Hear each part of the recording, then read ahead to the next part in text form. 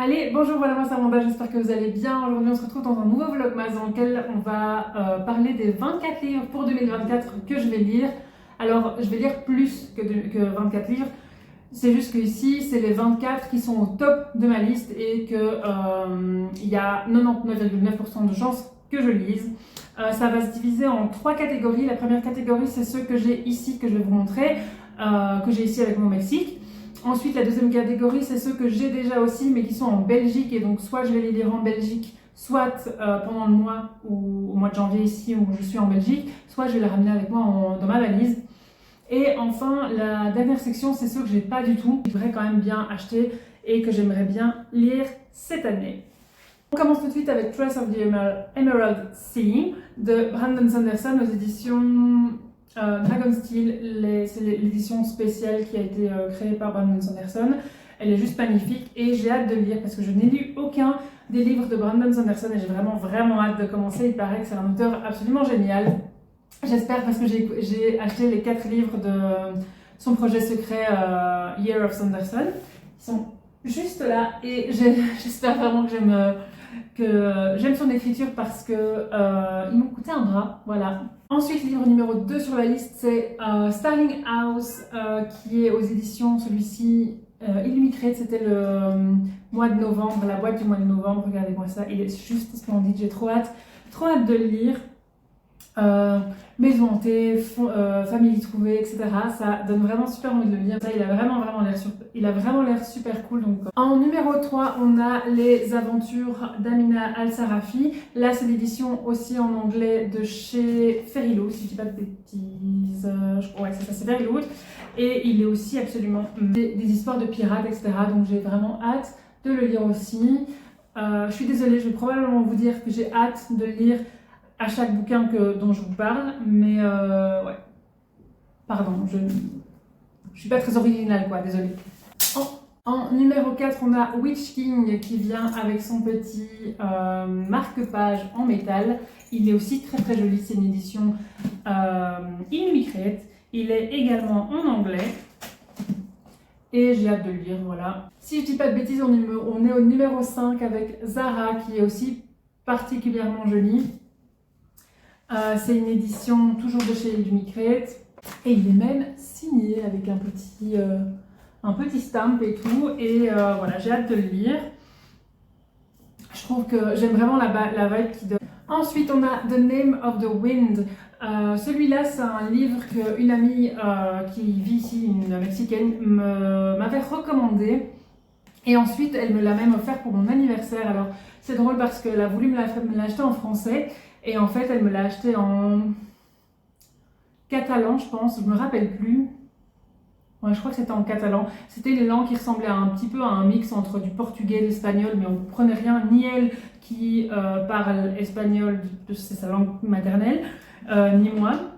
Et du coup, finalement, elle l'a renvoyé, elle me l'a acheté en anglais. Et je pense que si elle me l'a recommandé et puis qu'elle me l'a acheté, c'est qu'il vaut vraiment la peine. Et donc, je vais le lire cette année. Ensuite, on a Mr. Wrong Number. Celui-là, je l'avais acheté pour l'été parce que cet été, je sais pas, je me suis prise d'une envie de lire des romances. Donc, j'ai lu quelques romances. Et j'ai aimé ça, mais je me suis relativement vite lassée. Et celui-là, j'ai pas été jusque-là en tout cas. Du coup, ouais, j'ai très envie de le lire parce que finalement, j'aime bien une petite romance de temps en temps, ça fait plaisir. Donc voilà, je vais lire celui-ci aussi. Alors, l'avant-dernier, pour ceux que j'ai ici au Mexique, c'est The Priory of the Orange Tree. C'est aussi une édition Illumicrate, il est absolument magnifique ce bouquin.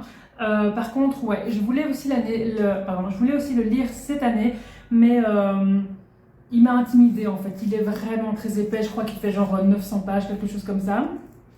Si je dis pas de bêtises. Ouais, il fait 800 pages. Je sais pas, j'étais intimidée et maintenant je le suis un petit peu moins, donc voilà, je pense que je vais lire. Et enfin, le dernier que j'ai ici en ma possession au Mexique, c'est L'Empire du Vampire de J. Christophe. J'ai tellement hâte de le lire. Je me réfrène un petit peu parce que le tome 2 n'est pas encore sorti, il sort en février si je dis pas de bêtises en anglais et moi je voudrais bien l'acheter dans cette édition-ci, donc en français chez De Saxus, c'est l'édition spéciale, collector, je sais pas comment ils appellent ça, bref, il est juste splendide. Vous avez aussi les cartes qui sont en couleur, donc je voudrais bien acheter le tome 2 dans la même édition. Parce que j'ai horreur d'avoir des bouquins, le tome 1 dans une édition, le tome 2 dans une édition. Ce qui est encore pire, c'est quand vous avez le tome 1 et le tome 2 dans la même édition, etc. Sauf qu'ils ne les font pas de la même taille, ou alors la tranche n'est pas la même. Bref, vous voyez ce que je veux dire. Ouais, du coup, celui-là, j'ai également très hâte de le lire. Voilà, maintenant, on passe aux livres que j'ai déjà achetés, mais qui sont en Belgique, et donc que soit je vais lire au mois de janvier, quand je suis en Belgique, soit je ramènerai avec moi dans ma valise pour les lire ici tout au long de l'année. Et donc, on a l'édition de chez Fairyloot de My Roommate is a Vampire. Je crois aussi que c'est plus une romance qu'un livre de vampire, mais j'ai quand même hâte de le lire. Quoique je suis un petit peu stressée maintenant parce que il me semble que sur Goodreads, les avis n'étaient pas terribles. Mais bon, voilà, je l'ai acheté, j'ai très envie de le lire, donc voilà. Ensuite, il y a aussi de chez Fairyloot Shanghai Immortal.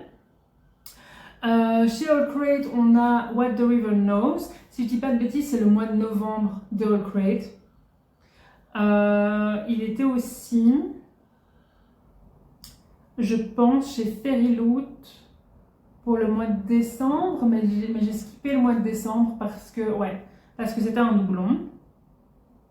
Bref, ensuite on a toujours chez All Crate To Kill a Shadow, et ça c'est le livre de ce mois-ci, si je dis pas de bêtises. Je suis désolée, il y a des spoilers alertes, il faudra que je mette des petits spoilers alertes juste avant.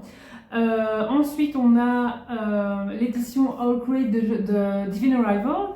Je l'ai aussi, je pense, chez Fairyloot, mais je vais la mettre sur mon Vinted parce qu'elle ne me plaît pas autant. Ensuite, on revient du coup chez Fairyloot et on a Her Majesty's Royal Coven. Le vibe du bouquin a vraiment l'air génial, donc j'ai très hâte de le lire.